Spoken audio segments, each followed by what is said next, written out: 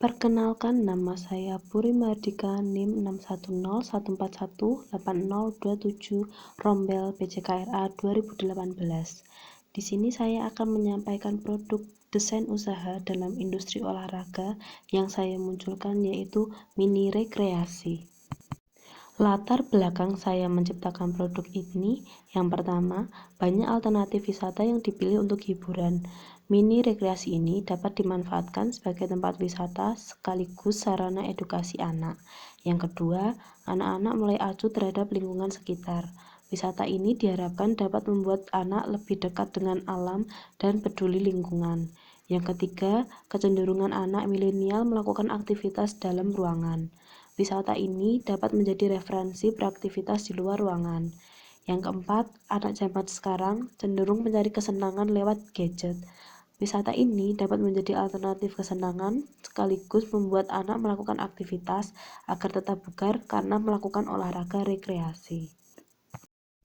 Jika produk saya terrealisasi, saya menyiapkan desain sebagai berikut. Yang pertama, lokasi akan berada di daerah jalan kabupaten atau wilayah strategis dengan luas menyesuaikan sesuai dengan dana. Kemudian di wahana terdapat keseimbangan kayu, spider web, jembatan tali, jembatan kayu, dan tali penyeberangan. Kemudian rekreasi, disediakan lahan piknik mini. Sesuai dengan judulnya sendiri adalah mini rekreasi, karena lahannya akan menyesuaikan, jadi kita tidak tahu besar kecilnya, namun perkiraan saya adalah mini. Kemudian penyewaan, saya menyediakan penyewaan yaitu tenda, matras, termos, panci, dan kompor portable. Kemudian untuk yang lain menyesuaikan. Kemudian fasilitas ada toilet, kamar mandi, warung, dan tempat parkir yang cukup. Kemudian harga untuk tiket masuk yaitu 20.000 untuk umum, baik anak-anak maupun dewasa. Kemudian untuk menaiki wahana bisa membayar 50.000. Itu sepuasnya atau tidak dibatasi waktu. Nah, di sini ada perkiraan contoh untuk wahana-wahananya. Kemudian ada beberapa referensi tentang penyewaan alat piknik sebagai berikut. Untuk analisis SWOT-nya sendiri, yang pertama ada kelebihan. Kelebihan pertama, keamanan terjamin.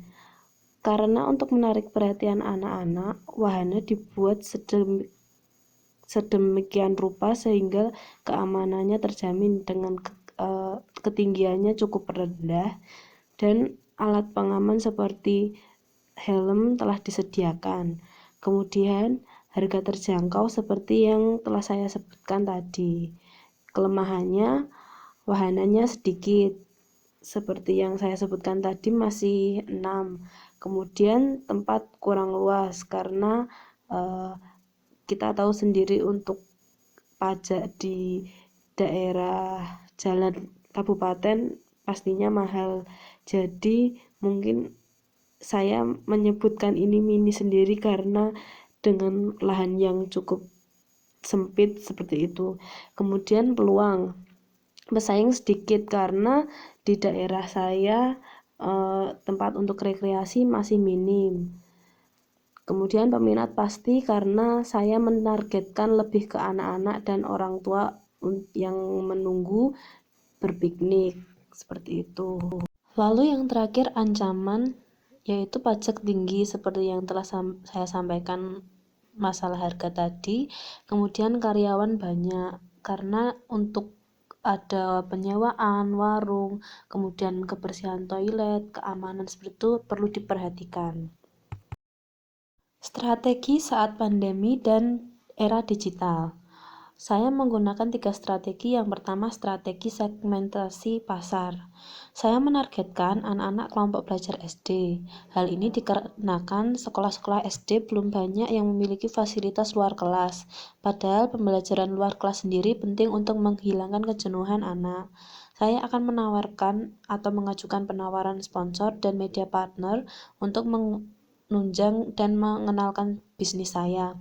Dengan itu, dana yang tersedia cukup dan dapat melengkapi fasilitas seperti pemberian dana, pemandu, dan sebagainya.